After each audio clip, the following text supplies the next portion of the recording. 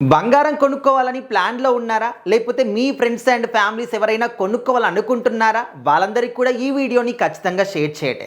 ఈ మధ్య కాలంలో మన ప్రపంచ దేశాల మొత్తంలో కూడా కొన్ని దేశాల మధ్య యుద్ధాలు జరుగుతూ ఉన్నాయి కాబట్టి, ఆ యుద్ధం యొక్క ఎఫెక్ట్ అనేది ప్రపంచవ్యాప్తంగా అన్ని దేశాలపైన కూడా పడుతుంది. ముఖ్యంగా పెట్రోల్, డీజిల్ కావచ్చు, గ్యాస్ కావచ్చు, బంగారం కావచ్చు, వెండి కావచ్చు, ఇలాంటి కొన్ని ముఖ్యమైనటువంటి ఖనిజాల రూపంలో మాత్రం మన మీద, ముఖ్యంగా సామాన్యుల మీద అతి భారం పడుతుంది. సో ఇప్పుడు దేశవ్యాప్తంగా కూడా, మన దేశవ్యాప్తంగా కూడా బంగారం ధరలు అనేవి విపరీతంగా పెరిగిపోతూ ఉన్నాయి. ఒకరోజు పెరుగుతున్నాయి, ఒకరోజు తగ్గుతున్నాయి, ఒకటే రోజు పెరిగి తగ్గడం కూడా జరుగుతూ ఉంటుంది.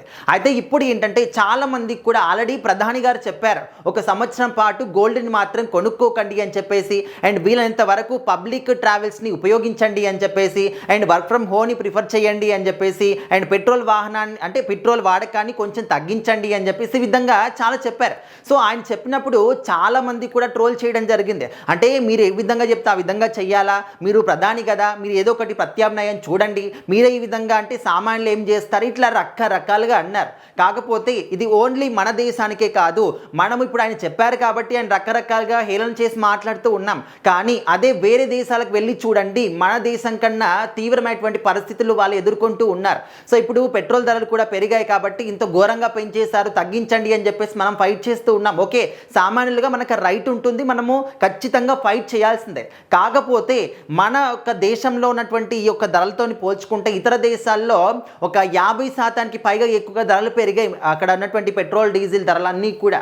సో మరి అంటే మన దగ్గర పెరిగే కన్నా ముందే అక్కడే పెరిగాయి. అంటే అన్ని రోజుల పాటు అయినా కూడా ప్రధాని గారు ఇక్కడ మన యొక్క దేశ పరిస్థితులు మారకుండా చూసుకున్నారు. అయితే ఇప్పుడు ఏంటంటే బంగారాన్ని ఎవరెవరు కొనుక్కోవాలనుకుంటున్నారో, ఈ విధంగా పరిస్థితులు ఉన్నాయి, కొనకండి అని చెప్పినప్పటికీ కూడా కొనడానికి మాత్రం ఏ మాత్రం వెనకాడట్లేదు. అదే విధంగా యథావిధిగా బంగారం షాప్లకు వెళ్తున్నారు, కొనుక్కుంటున్నారు, వెళ్తున్నారు, కొనుక్కుంటున్నారు, వచ్చేస్తున్నారు. ఇదే విధంగా జరుగుతుందన్నమాట. సో వాళ్ళందరికీ కూడా ఏంటంటే గోల్డ్ రేట్స్ మాత్రం చాలా హైగా పెరుగుతూ ఉన్నాయి. సో ప్రజెంట్ ఈ రోజుకి సంబంధించి గోల్డ్ రేటు 10 గ్రాముల బంగారానికి 1,57,030 రూపాయలు అయితే ఉందన్నమాట. అండ్ 22 క్యారెట్స్ బంగారానికి అది డిఫరెంట్ టైప్ ఆఫ్, అంటే ఒక్కొక్క క్యారెట్ బంగారానికి ఒక రకంగా రేట్లు అయితే ఉన్నాయన్నమాట. బట్ ఏదేమైనప్పటికీ కూడా బంగారం ధరలు అనేవి విపరీతంగా పెరుగుతూ ఉన్నాయి. సో కొంతమంది ఏ విధంగా ఆలోచిస్తున్నారంటే, అరే ఇంత హైగా పెరుగుతున్నాయి కదా, మనం ఇప్పుడే తక్కువ ఉన్నప్పుడే కొనుక్కొని ఎక్కువైన తర్వాత అమ్ముకోవచ్చు కదా, అంటే ఇలాంటి మెంటాలిటీ కూడా ఉందన్నమాట. ఆ విధంగా ఆలోచించి కూడా డబ్బులున్న వాళ్ళు వెళ్తున్నారు, కొనుక్కుంటున్నారు. కానీ దేశ పరిస్థితులు ఏంటి, దేశం యొక్క ఆర్థిక పరిస్థితులు ఏంటి అనేది ఎవరు కూడా పట్టించుకోవట్లేదు. సో దయచేసి ఎవరెవరైతే బంగారం కొనాలి అని చెప్పేసి ప్లాన్ చేసుకుంటున్నారో, వేరే వాళ్ళు కొనుక్కోవాలని చెప్పేసి అనుకుంటున్నారో, వాళ్ళందరికీ కూడా మీరు చెప్పాల్సినటువంటి విషయం ఏంటంటే, సో దయచేసి మన యొక్క దేశ ఆర్థిక పరిస్థితులు ఒక్కసారి గమనించండి, ఆర్థిక వ్యవస్థ పైన దృష్టి పెట్టండి.